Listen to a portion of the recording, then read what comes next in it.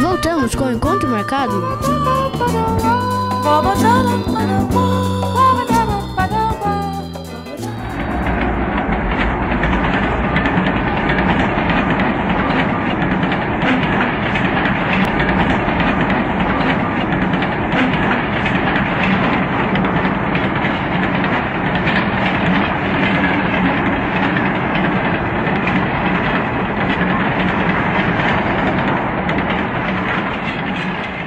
Legal, né? Você está vendo aí, acabou de ver a imagem aí do Expresso Transiberiano. E por que eu estou mostrando essas imagens aqui no programa? Porque a gente vai bater um papo com o seu Sidney Augusto Ferreira, que esteve recentemente participando desta viagem fantástica pelo Expresso Transiberiano. Foi uma viagem fantástica mesmo, não é, seu Sidney? A viagem é uma viagem diferente. Uma viagem que, a princípio, a gente optou em fazer justamente por ser numa região inóspita e que a gente sempre pensou em conhecer. Olha, eu pesquisei na internet, segundo alguns sites, é uma das viagens mais fantásticas, né? Você pega ali Rússia, Mongólia, China, né? Regiões fantásticas, místicas e tudo mais. Como é que o senhor chegou a essa conclusão que o senhor faria essa viagem? O senhor é uma pessoa acostumada a viajar. Aliás, vamos apresentar um pouco melhor o seu Sidney. O seu Sidney é aposentado, mas da onde o senhor é aposentado? Eu me aposentei pelo governo do Estado de São Paulo, atuando na Secretaria de Segurança Pública, propriamente na parte de comunicação. Que é uma área que eu me dediquei durante toda a vida. Certo. Eu comecei como praticante da antiga Estrada de Ferro Sorocabana, onde eu tive oportunidade de cursar o curso de telegrafista. Entendi. Quando eu me formei, o antigo CFT, Curso de Formação e Transportes, me surgiu uma oportunidade e eu me engajei numa organização bancária e fui trabalhar como radiotelegrafista. Pode falar, foi o Bradesco. Realmente foi o Bradesco, onde eu pratiquei durante 20 anos. E após isso aí eu já tive oportunidade, sempre lidando com comunicações, e eu fui atuar pela Secretaria de Segurança Pública. Depois que aposentou, mais tranquilo, viajar um pouquinho, e resolveu fazer, depois de tantas viagens feitas, resolveu fazer essa viagem pelo Expresso Transiberiano. Com quem o senhor foi? Quanto tempo? Na verdade, não houve um planejamento. Houve apenas um convite. Vamos viajar, vamos fazer o Transiberiano. E o convite partiu de um amigo, Dr. Carlos, é um advogado em Osasco, e de um outro advogado também de Santo André. Vamos. A partir daí é que nós começamos a pesquisar, que eu fui conhecer o Transiberiano pela internet. E realmente me chamou muita atenção. E eu acho que muito importante conhecer aquela área do mundo. É uma área até pouco conhecida, pouco trabalhada, que seria Rússia, Sibéria, Mongólia, que sempre me chamou a atenção a Mongólia, pelo tipo de vida que a gente tem a oportunidade de ver, onde eles vivem, aquelas montanhas, a temperatura, enfim, as casas. Tudo bem diferente do Ocidente, né? Muito diferente. E a gente sempre teve vontade de conhecer de perto essa área, principalmente a Mongólia. Posteriormente, a China, onde nós tivemos oportunidade de chegar até Pequim. São cerca de 8.000 quilômetros. Esse trem transiberiano, ele parte de Moscou. É um trem que circula no verão. Obviamente que no inverno seria difícil fazer turismo naquela região. Temperaturas abaixo de zero, muito abaixo de zero, né? Tivemos conhecimento que a temperatura mais baixa alcançada na Sibéria, Mongólia, chegou a 57 graus abaixo de zero. Então tem que ser no verão mesmo, né? 40 graus é uma temperatura normal, abaixo de zero. E neste período, a temperatura 10 graus, 15 graus, dependendo da região. Na China já vai encontrar uma temperatura de 25 graus. Quer dizer, perfeitamente suportável, né? Com certeza. É a época certa de fazer essa viagem. Perfeito. Bom, a gente sabe que uma viagem dessa, o senhor tirou, vamos dizer, quase que milhares de fotos, né? Então a gente está mostrando algumas fotos aí para ilustrar o nosso bate-papo aqui. Seu Sidney, esse trem é fantástico, né? O que o Brasil deveria tanto cultuar, voltar com as suas linhas férreas e tudo mais, é um exemplo, né? Que se pode até ganhar dinheiro com o turismo com um trem fantástico como esse, né? Com certeza. Principalmente considerando que eu iniciei a minha vida, eu vivi em cima de trem, porque meu pai também era ferroviário. Então, percebe-se que aqui no nosso país a ferrovia ela não está sendo explorada, infelizmente, da maneira conveniente. Verdade. E que há condições de um aproveitamento muito maior, principalmente em turismo, porque nós temos regiões belíssimas que poderiam ser alcançadas através de trem. Verdade. Até na nossa cidade. Nós temos regiões aqui que poderia até se pensar em criar um trem de turismo em Botucatu. Como não? Sem dúvida alguma. E a área de litoral, área litorânea. Enfim, percebi que na Rússia, na Mongólia, na China, a malha ferroviária é imensa. E funciona a todo vapor. Entendi. Chega a ser belíssimo, na opinião de um ferroviário. Gostaria de rever a ferrovia brasileira funcionando daquela maneira. Que bom seria, né? Bom, mas chegando lá na Rússia, a gente até fala, é um trajeto realmente exótico, que há alguns anos atrás era tudo fechado, né? Aquela cortina de ferro e tudo mais. De repente, o avanço da Rússia, que é uma superpotência, de se abrir. Agora, passou pela Rússia, como é que é o trato do russo, no contato com o ocidental aqui, como é que é? Aí é que está. A gente também imaginava que a Rússia ainda era um país fechado. Não. A Rússia é um país aberto. Olha só. Pessoas muito bonitas, muito receptiva. A dificuldade maior seria a língua, mas ainda assim nós conseguimos comunicação com o russo, na Mongólia, na China, através, evidentemente, de uma comunicação por mímica, enfim, usando todos os recursos possíveis, conseguimos que fôssemos interpretados corretamente. Não tivemos dificuldade de comunicação, na alimentação, sem falar da beleza das cidades russas. É mesmo. São catedrais imensas, com aquelas colunas em ouro. É um acabamento que a gente fica deslumbrado. Os rios, o trânsito flui normalmente, o metrô de Moscou, que não poderia deixar de ser visitado. É um metrô que serve de exemplo para o mundo todo. É um passeio cultural, inclusive, o metrô, né? As estações são verdadeiras obras de arte. Ele corre a uma profundidade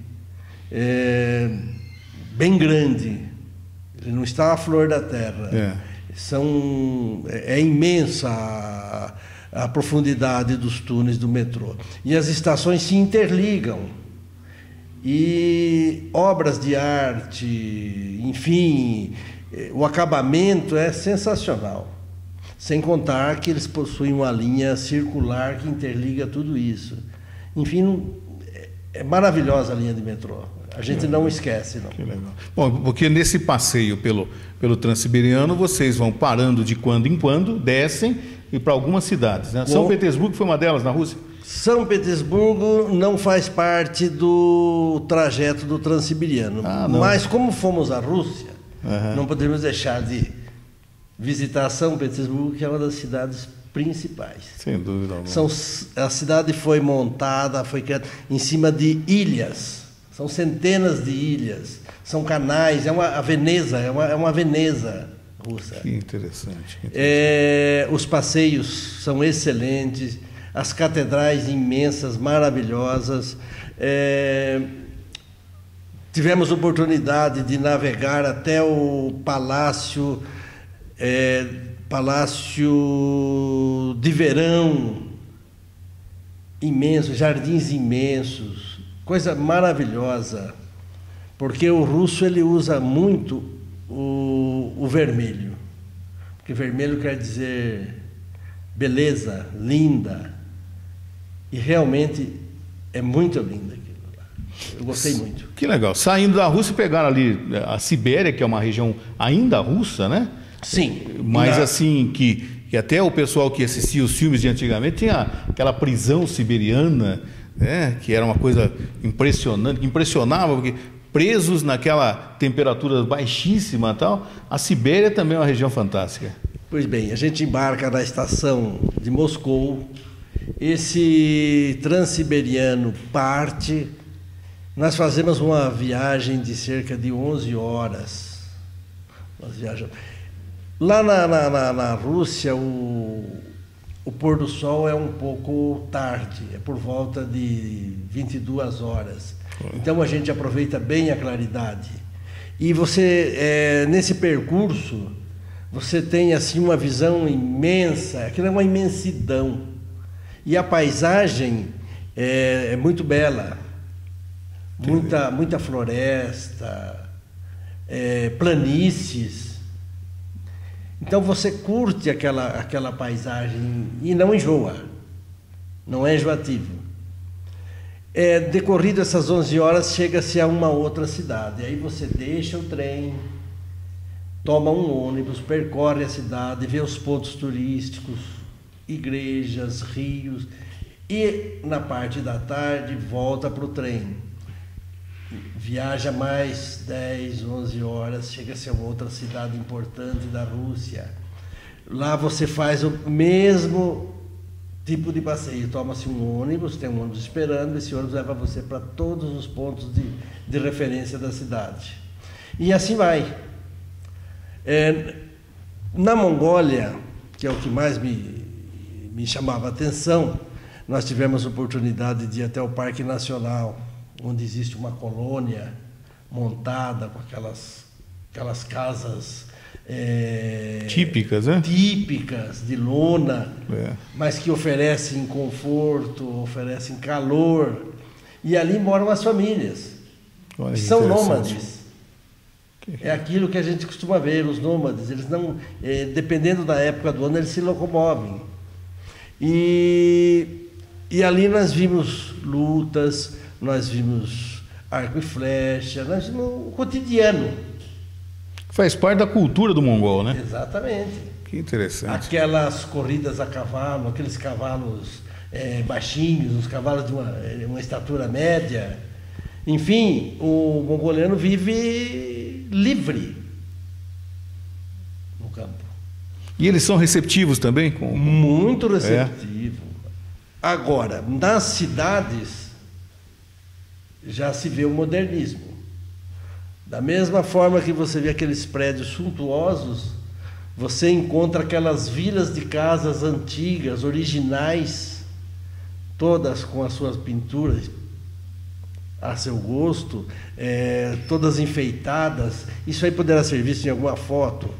Mas é muito diferente mesmo, muito diferente. E é coisa que merece ser vista. Me agradou demais.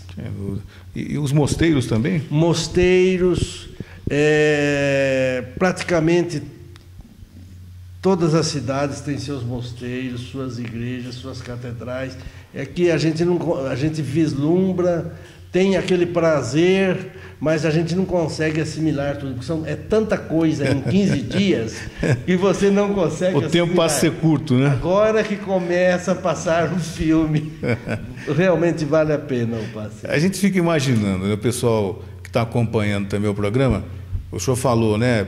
11 horas, 12 horas de trem, mas é um conforto absoluto, né? Aí é que está. O trem, ele tem acomodações próprias, são cabines. Você pode pegar uma cabine mais luxuosa para uma pessoa com banho, ou você pode pegar uma cabine para um casal.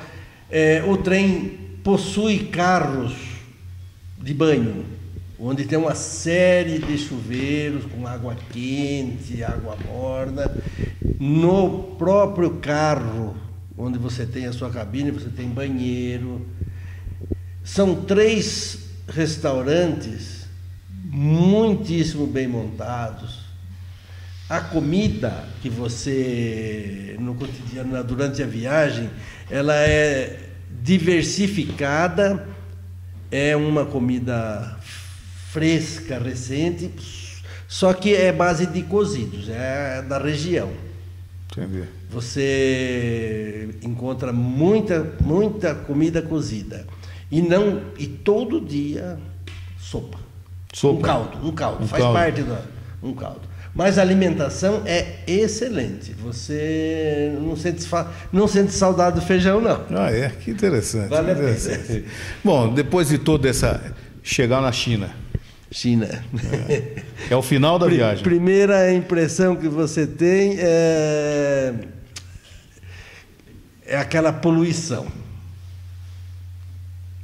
Pequim, principalmente, você percebe que é uma luta diária dos chineses para combater a poluição. Porque aquela região, eles vivem muito de carvão, ouro, principalmente ali na área da Mongólia, na Rússia, eles têm muito ouro, petróleo e assim por diante.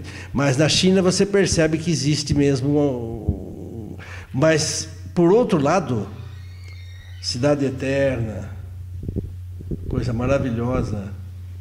Você tem oportunidade de visitar a cidade, aí a grande praça. A Praça da Paz Celestial. Praça Celestial. Famosa, né? É uma imensidão. Você gasta aproximadamente meio-dia para fazer uma visita rápida. Na praça? Na praça. Que coisa. Né? E então, o tempo é até curto na viagem. Entendi. Porque é tudo programado e chega a ser curto, porque é muita coisa para se ver. As famosas muralhas da China também fazem parte disso? Sim. Entre outras coisas, a muralha da China, que fica distante umas 2 horas de viagem, dependendo do lugar, porque tem vários pontos de acesso. Mas, geralmente, esse é o local indicado. Lá você tem toda uma parafernália de restaurantes, enfim, tudo aquilo que se espera. E a muralha em si, ela é bastante cansativa, precisa treinamento. Quantos quilômetros de muralha também? Né? São 6.000 quilômetros de muralha. E ali naquele local nós temos aproximadamente 10 pontos na muralha, 10 dividida em trajetos. Entendi. E cada trajeto tem lá um ponto que a gente usa para descanso. Mas nós chegamos até o 8º. Realmente, ela é muito cansativa, porque ela é em pé. Tem trecho que ela é em pé. Mas vale a pena, porque a visão é estonteante. Que legal. E essa viagem, então, no seu entender, fazendo hoje, depois... Quanto tempo faz que o senhor voltou já? Faz o quê? Voltei domingo passado. No domingo passado, faz uma semana. Então, uns 10 dias, mais ou menos, né? Essa viagem foi inesquecível? Com certeza. Não tenha dúvida. Iria novamente? Eu iria novamente, com certeza. Com certeza. Com mais tempo. Entendi. Com mais tempo, porque eu acho que há muita coisa a ser vista. Entendi. Principalmente em Moscou, porque a gente, quando passa, você tem um tempo, você acaba visitando determinados pontos, mas em Moscou tem muita coisa para se ver. São Petersburgo, que não faz parte, mas também não deve deixar de visitar quem puder, porque vale a pena realmente. Eu jamais pensaria em ir à Rússia. Hoje eu voltaria. Nós fizemos questão de trazer o seu Sidney aqui no programa para você poder acompanhar essa viagem exótica que eu tenho certeza vai influenciar muita gente a querer fazer também. Nós vamos deixar no final aí um telefone do seu Sidney para você ter toda a garantia, porque fazer uma viagem dessa você tem que ter toda a garantia da agência de viagem contratada para você não cair em nenhum tipo de armadilha. Seu Sidney, muito obrigado pela sua participação aqui no Encontro Marcado e de ter contribuído com o nosso programa, com essa história sensacional pelo Expresso Transiberiano. Foi um prazer participar do seu programa e eu desejo que outras pessoas tenham essa oportunidade. Realmente valeu a pena. Eu tenho um telefone disponível que seria meu celular. Pode falar. Meu celular é 11 de São Paulo, 97408 9331.